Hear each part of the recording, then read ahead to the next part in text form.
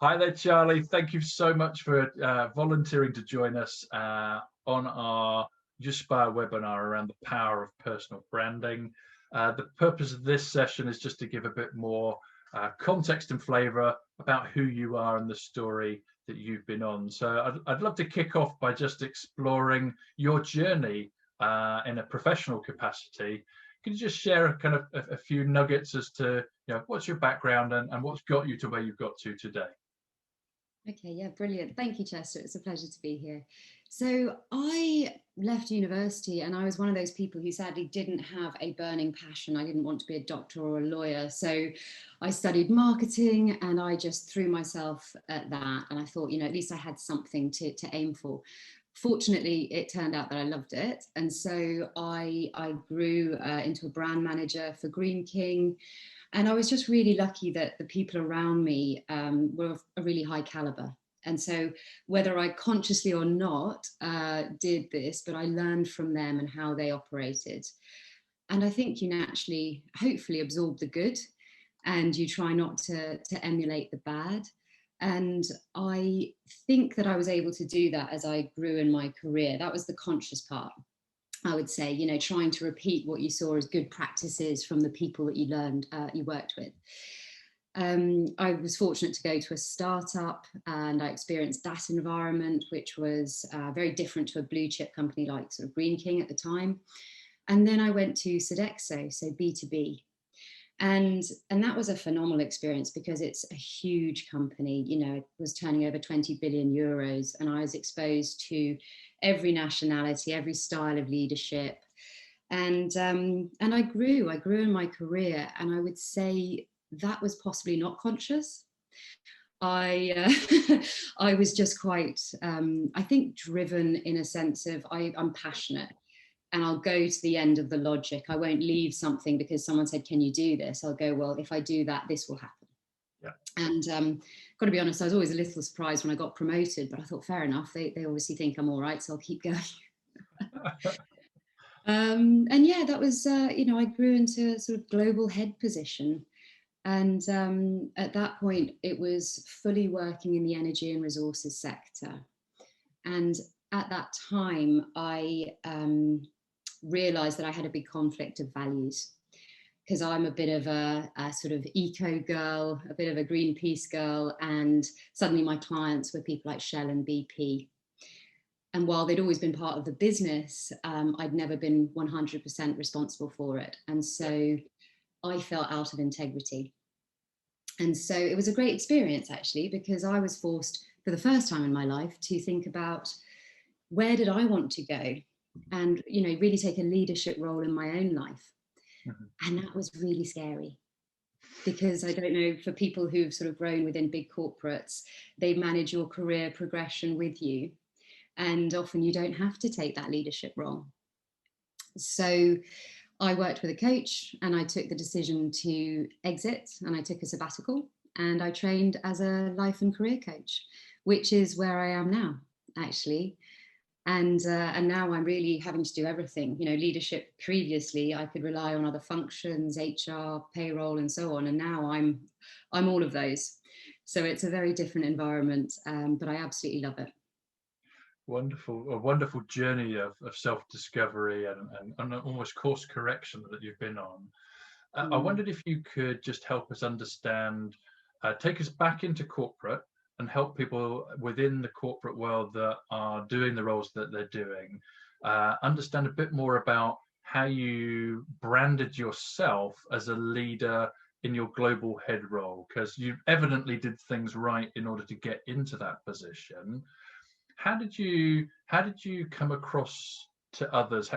Was it a conscious thing? You talked about conscious and unconsciously grew into roles, but was the shadow that you cast as a leader a conscious thing where you were branding your leadership style to others, or was it much more unconscious in your corporate positions? I think it evolves as you grow, and it's a maturity thing. When you're young, you think the world revolves around you and you're less conscious of the impact you might be having on others. And I think that through my career, through feedback, through some, great mentoring and other leaders, I grew. And actually through having training sessions with people like you, Spire, I was able to learn about myself as a leader. And so there were certain points, having had that training, I then looked at things around, what's my intent? What do I want my impact to be? Yeah. And I became a lot more conscious of being able to filter. Okay, this might have impacted me, but do I need to offload that onto my team or anyone else? Can I manage it myself? And I think that's a really important part of growing into a leader. I was fortunate that I felt very competent quite often in my roles. And so I would speak up. When I say competent, I would just intuitively feel passionate about the subject as a brand strategist, as a marketeer, thanks to the experiences that I'd had, which would cause me to speak in meetings, to be willing to challenge. At Sodexo, we had a saying, challenge with humility.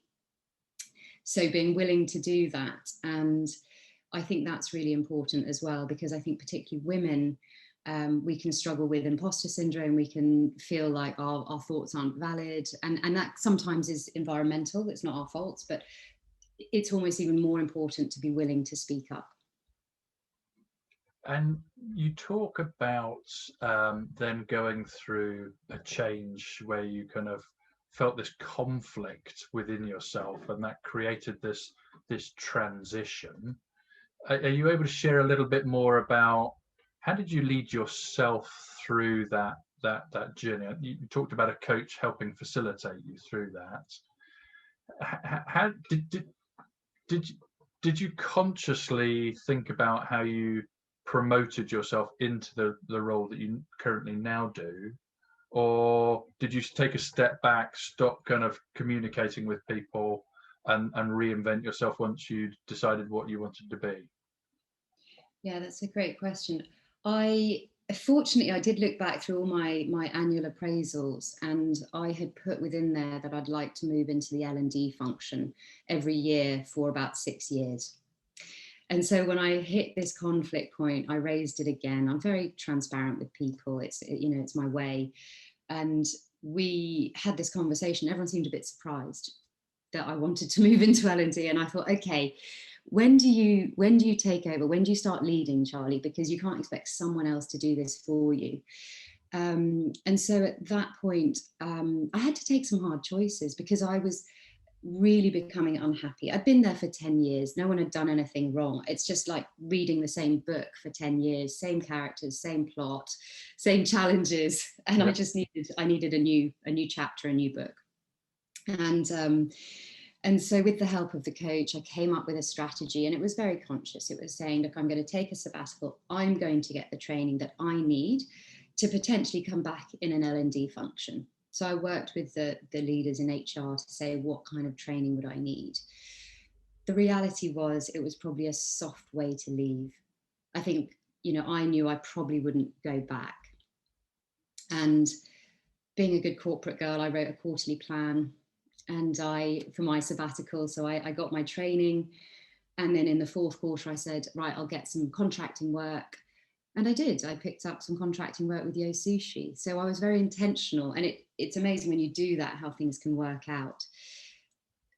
The challenging part for me was really around identity. Right. And for my whole career, I had been this professional corporate marketing and brand sort of expert, if you like. And for me to then transition and put on LinkedIn that I was a life and career redesign coach was really, really hard, harder than I had anticipated. So I would just say for anyone who's going to do it, that's a big watch out. And you have to do a lot of work around that transition and allow yourself the time. Yeah. So thinking about yourself in your reinvented self, the self that you actually wanted to become, how do you promote your personal brand now? So now I would say that I am able to be a lot more authentic. What I realized was in corporate, I worked well in it. I responded well to the structure. I became very structured. Now I'm self-employed and it's my own brand. I'm bringing a lot more of myself. It's a lot more authentic. It is absolutely terrifying at times, but the best thing I can do is be really honest and be myself. And what I offer is having had that experience. You know, I've grown through corporates. I've moved internationally. I've had to make big life decisions. I've struggled, and and so I can understand when people hit these moments where they're out of alignment and they're not sure why. And so my brand is all around encouraging people not to stay stuck and to come on this journey to explore, dream, and discover what it is that will make them truly happy and create a roadmap to get there. And my main message is don't settle. You don't have to. Explore, dream, and discover. I love that, using that wonderful power of three. And you talked about kind of vulnerability, I guess, in a leadership role. I think as I look back at colleagues in the corporate life, that those that are really successful leaders seem to be the ones that are able to be vulnerable and, to use your words, authentic in a corporate capacity, right? Would that be something that you reflect on in terms of successful leaders within the corporate environment? Absolutely. You know, the impact of someone who comes in, and actually often it's the little things. They remember you as a person. They'll ask you, you know, about a family member if that was the last conversation you had.